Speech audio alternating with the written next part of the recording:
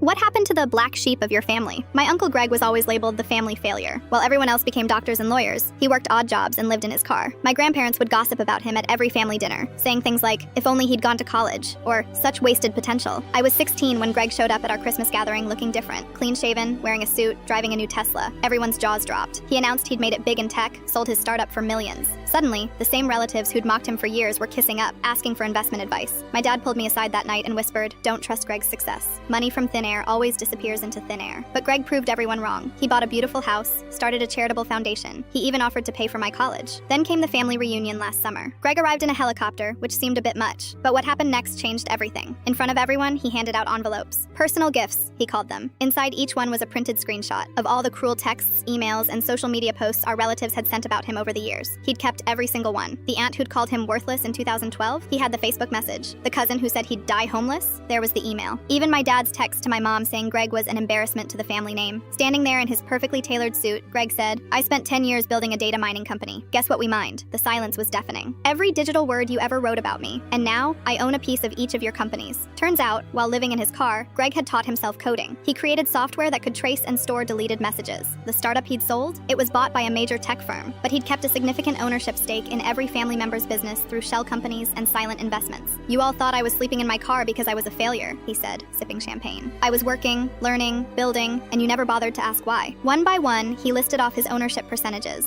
25% of my aunt's law firm, 30% of my cousin's medical practice, even 15% of my dad's accounting firm, all bought through private subsidiaries no one had bothered to research. For 10 years, you treated me like dirt, Greg continued. Now, I'm your biggest silent partner, and I'm not so silent anymore. My Uncle Roger tried to laugh it off. Come on, Greg, we're family, we were just worried about you. Greg smiled. Funny how that worry looks a lot like cruelty when it's printed out. Don't worry though, I'm not taking over. I'm selling my shares. To your competitors. The color drained from everyone's faces. Greg had managed to buy into their vulnerabilities while they were too busy mocking him to notice. He'd used their own arrogance as a blind spot. He turned to leave, then stopped. Oh, except you, Amy. He looked at me. You were the only one who shared your lunch with me when I was living rough. Your college is still paid for, in full. As his helicopter took off, my dad grabbed his phone, probably to call his lawyer. But Greg's face appeared on the screen in a pre-recorded message. I wouldn't bother. Check your contracts. Everything was legal. You all signed off on it years ago. Maybe if you'd bothered to read the fine print instead of writing nasty messages about me, you'd have noticed my company name.